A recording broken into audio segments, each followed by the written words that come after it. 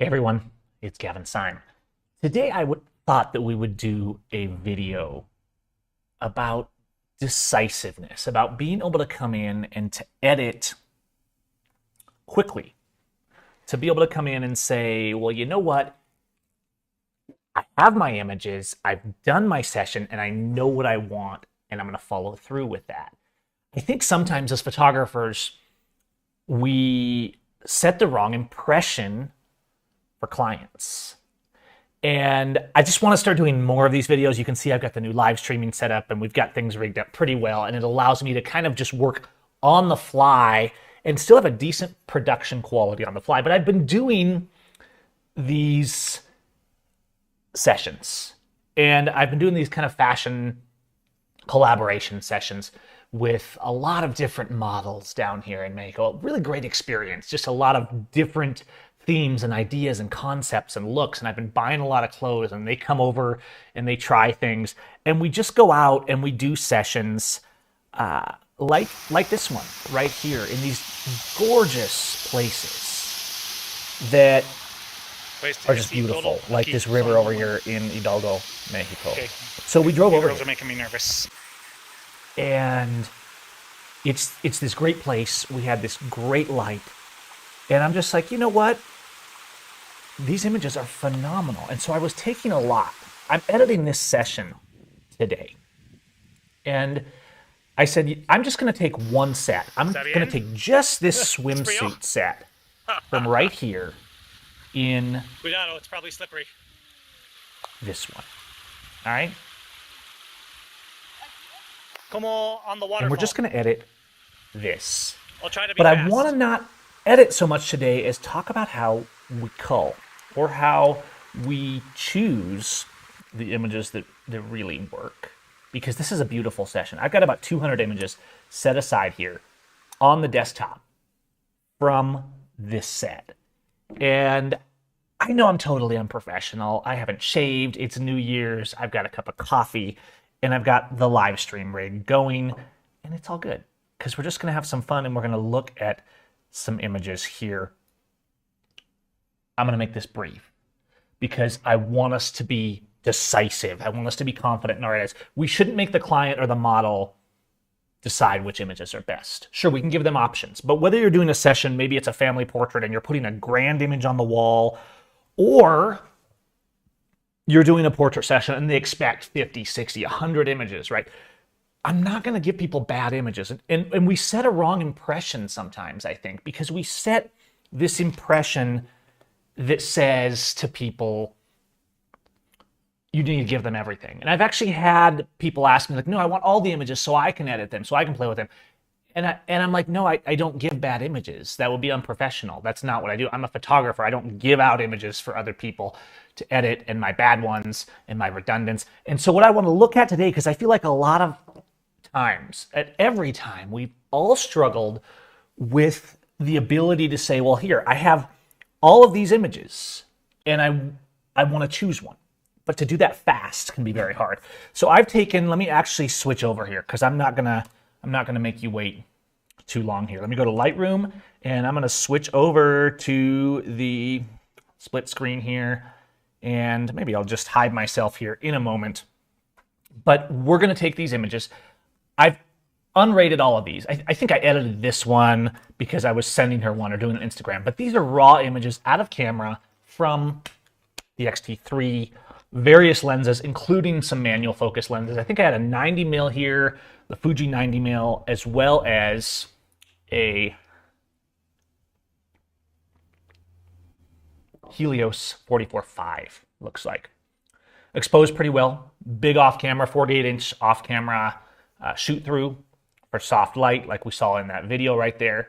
And let's just go through. There's only about 200 because I've only taken this pose, this set, I should say, this scene, different poses, obviously. And I just want us to go through these, and I want to talk about how I would edit these for real. Because when you're going through, when you're flipping images, obviously I've imported, I've done no editing, they're raw images. You can see these are the Helios ones, they're a little softer. There's going to be kind of different looks. Most of them are exposed pretty well. when you're flipping like this, and I did a longer video about sorting a whole session the other day that you can find here on the channel, but that was focused just on how I sort. I just want to take 10 minutes today to emphasize how I cull. And let's just start. I'm just going to start and I'm going to talk as I'm doing this. Let me turn my camera off for a minute so that you guys can kind of see what's going on here. We're not going to edit, nothing crazy. I'm just going to sort these images. The start of a set is usually working things out. When I'm sorting though, I just start moving through. And Lightroom crashed. How about that? Perfect timing. No, seriously though, that was perfect timing. I'm bringing it up. I'm bringing it up. That's why we have a switcher. So you can switch back to my unshaved face. And Lightroom lately sometimes is just really driving me crazy. It does this thing where it crashes. And if it crashes, you go in and it leaves like this lock file. So if I go to my catalog folder here, it leaves the lrcat-lock in the folder where your catalog is. And if that is not gone, Lightroom won't open your catalog. It's a really weird glitch that it can't seem to resolve on its own, and I don't know why. But let's bring it back up, and hopefully everything is right where we want it to be. And I'm gonna go down. As soon as it loads here, I'll bring it up, and we'll be just fine. And we'll only add a minute or so to this entire thing. Okay, I'm back. Let's go ahead and switch to the screen, and we should be right back at the beginning of this session, continuing where we left off. I can actually cut this out later if I want to cut out this crash, I suppose. So when I go through, I'm looking at these images. They're unrated. The previews have been rendered. I'm flipping through and I'm looking for hand positions. I like this. I'm going to 5. On a wedding or something, I might go 3, 4, and 5 to have different tiers. But here, I'm just flipping through and I'm taking my bests. I'm not going to agonize. And I think the key is to know what we're trying to create, to always have our vision in mind. If I'm like, the hand's not right, take enough images. I used to, when I came from the film days, that's beautiful. Look at the eyes, look at the hands. We can crop all these later. We can do all kinds of stuff with these later. That's not the focus. The focus is to get decisive with these images, okay? So I'm gonna flip through. Obviously that one's good. I already worked with that one. If there's images that are really close, I won't usually shoot on continuous high, okay? A lot of times I'll shoot on continuous low. I'm not of the photographer type because I came from the film days where I was more conservative, and over the years I've learned to take more images, but more isn't always better. So I'm not going to shoot continuous high and shoot a wedding that is just got 10,000 images or something like that. But if I shoot a portrait session, a fashion session like this that's going beautifully and I have 1,000, that's fine. But let's look at these. See, I might be flipping back and forth. I don't need both of these. Which one's better? This one has a blade of grass kind of in front. They both have good expression. The eyes might be better on this second one, but I like the positioning of that blurred out blade of grass better on this one here. So I'm gonna go with it. And I'm just not gonna question it. Again, this one's great. If I like it, I'll take them both, but I'm gonna leave that one because that blade of grass is a little too distracting. This one's nice. 5 that one. 5 that one. You see what I'm doing here? I have images where they're very similar, but at some point you have to decide. I'm not deleting the other images. I can say, well, this is a little better than this. Her fingers are just a little more perfect. And if you force yourself to be decisive, pretty soon you'll be going through these and you'll naturally be picking out the ones that just feel right, that have the right sensation, that are sharp, that have the color you want. Don't worry about the crop. Don't worry about the process that you may or may not do. That's not the issue. The issue is movement. The issue is being able to get your mind in a position. Don't make your client do this. When you send them the images and make them choose them all. Don't make them do it when they come to a projection viewing to see the images. You should be able to go through, and when you have 3 images like this that are all very close, and say, no, this is the good one, or this is the good one right here. I'm keeping this one. I'm leaving the other ones out. Because if we don't, we introduce redundancy. I've found on portrait sessions like this, if I take a few more images than I need, it's good because there's always going to be a hand or something blowing. Look at this. This is great. But in here, she was in mid-pose change. Here, it's a little weird. This one's obviously the best. It's great. And so it doesn't mean necessarily the other ones are all bad. It just means that by being decisive, by thinking from the point that I start a session to the point I finish, her hands are just better in this one and in this one. And in this one versus this one, I think this one I like better. And I'm just going with it. I'm not going to second guess it. I'm just going to move through. And you might even disagree at times with my perspective on this. And that's the beauty of you culling. That's the beauty of the fact that you can always come back to these images. And this is something that I will do. Sometimes at the end of a session, I'll rate 5 stars like I showed you, and then I'll take and mark my favorites as, let's say, red labels, and those will be my best of the best. And if I come back through and I say, wow, I only have, a few poses from this set, am I missing something? I'll just unfilter and come back and maybe add a couple more to it. So it's not that I'm deleting, it's not that I'm committing to something here. I'm going through, I'm looking at her expressions of Ivana here, and she's a great model. She's looking pretty amazing in all of these. And so I can think, oh, this one, I've got this going right through her head on this one, and on this next one, it blew out of the way, and it's framing her better, and her expression is maybe a little more subtle. So I'm learning, I'm watching for those little things. Does the face look angry? Is the hair blowing beautifully and perfectly? Is there balance in the light? Is there blur in one that isn't in the other? These are so close. I don't need to give her both, but I can tell that this one honestly feels just a little bit sharper. So I'm going with that one. This one, her arm is very straight. This one, her arm is bent. This one, her fingers are straight. This one, her fingers are bent. And so we can go through these. We started with like a couple hundred unrated images here, and we're just kind of moving through them. And what I'm learning to do, what I'm reminding myself all the time when I edit these is to look for emotion, to look for eyes, to look for feeling. Her eyes are weird. She looks tired and like she's rolling her eyes here. Obviously this one is better, but maybe the next one after it. You see me going back and forth. I recognize that this might seem a little neurotic, but I'm moving. The key here is a workflow goal, and the goal is to be able to edit these images quickly and efficiently without having to fight it, without having to have too many. Okay, let's go back to the screen and let's just finish this. We actually are almost done, and I'll pick stuff sometimes that later I might be like, oh, I don't like it. Sometimes I'll rate 5 different images that are similar a 5-star, and then when I go back for final edit, I'll be like, there's too many. Why do I have 5 here? This one here, I really like how her hair looks, but it's a little soft, and her hand's a little weird here, whereas here, her hand's down around her waist.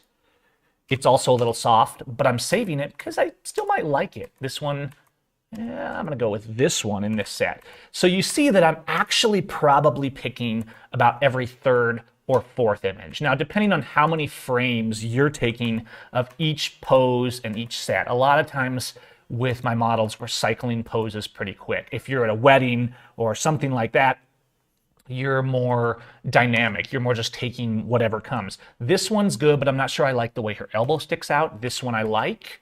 This one I think I like even better. Now you see I just picked all 3 of those. I'm probably going to come back in my finals and be like, oh, I actually like this one better. See all these? See how close these are? So I'm just flipping through and then I'm going back and I'm saying, which one do the eyes speak to me the most?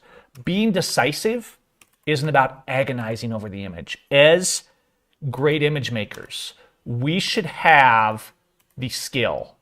We should have the confidence to be able to say, yes, I like it. Yes, I like the way her hands are on her hair there. I like the way her left arm is kind of flowing down the other side to her breast. I like the way the eyes are. This one, not so much, because the hand is a little distracting in the upper right, but these ones, very cute, very classy.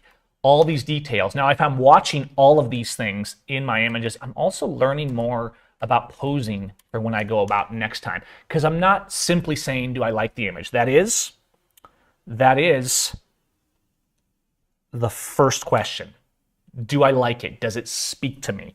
And I think that's what you should always ask, and you should learn to kind of have an instinct for that. Is it working? Is this great? Because you want a great image. But now, what have we done? Let's switch back to the screen again, and let's just look. we've just sorted this entire set. Now there's more from this session, but I only separated out this set by the river here. Let's filter the 5s. Now you don't have to use this same rating system. You could do maybe 4s and 5s, but a lot of times people rate like 2, 3, and 4, or they have 3 or 4 different ratings that they will add. For portrait sessions, I don't really see that as necessary. I think that's valid for weddings because you might have some that are groups, some that are the best of the best for a slideshow, some that are fillers for an album, and you might use your ratings to separate that. For a portrait session, I really will just go through and I'll rate 5s and I'll see, hey, I got 50. So we had 200 and there's 55 stars. What did I say? 1 out of 4 images. 1 out of 4 I picked. Now I will go through on a second run, like I showed you the other day, and I might edit all these, or I might go through a second run if there's a lot of images and just rate the favorites, right? I might cut this now down by another 20 or 30% by rating just the reds, because now I'm seeing a different perspective because I've culled out a lot of images.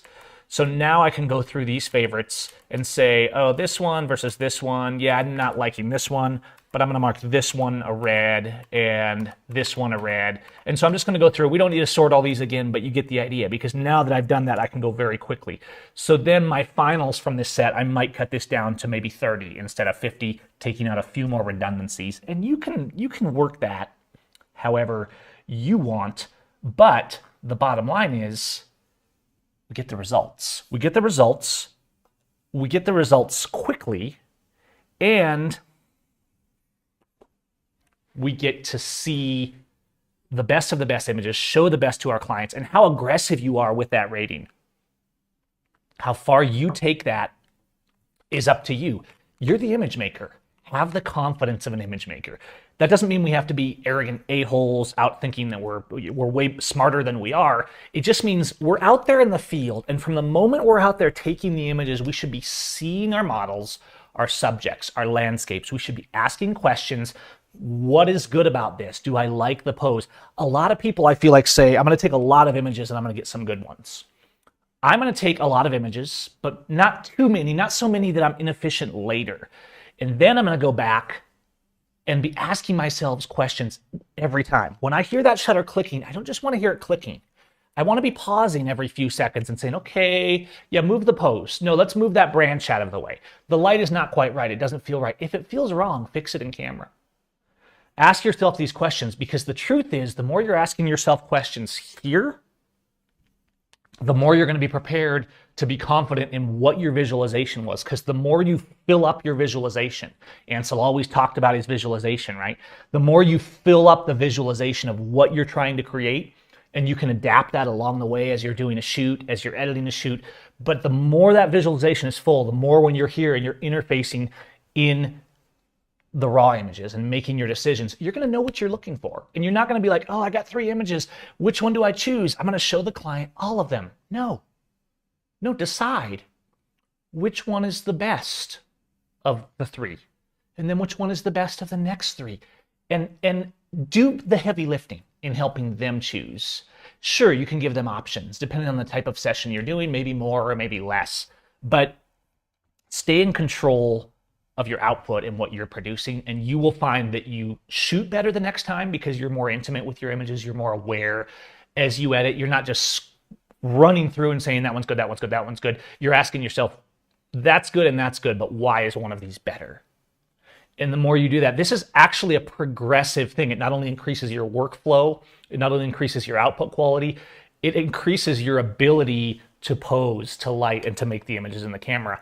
Just like making the images better in camera and visualizing increases your ability to edit. So we have kind of this beautiful circle that I think gets ignored a lot. Every step of our image making process, if we pause and think about it and improve it, every step improves the other steps and improves us as an image maker. Okay, I wanted to keep this short. I'm already like 5 minutes over. I'm going to cut this. I know we're not getting a lot of live viewers on these streams, but let me know how you're liking these kind of videos where we can just come in, we can talk about things, and we can call it a day, because I think it's cool. I don't have to edit, I don't have to render, but I'm still able to get you guys good quality content out. I'm pretty happy with how our setup is coming out, and we can take this in a lot of directions. So you guys let me know what you think, and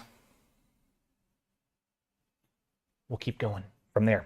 All right, you guys, I'm going to cut it for now and like that button, hit that like button, I should say, subscribe, hit the bell icon if you want to be updated when we go live here on the Seim photo channel. And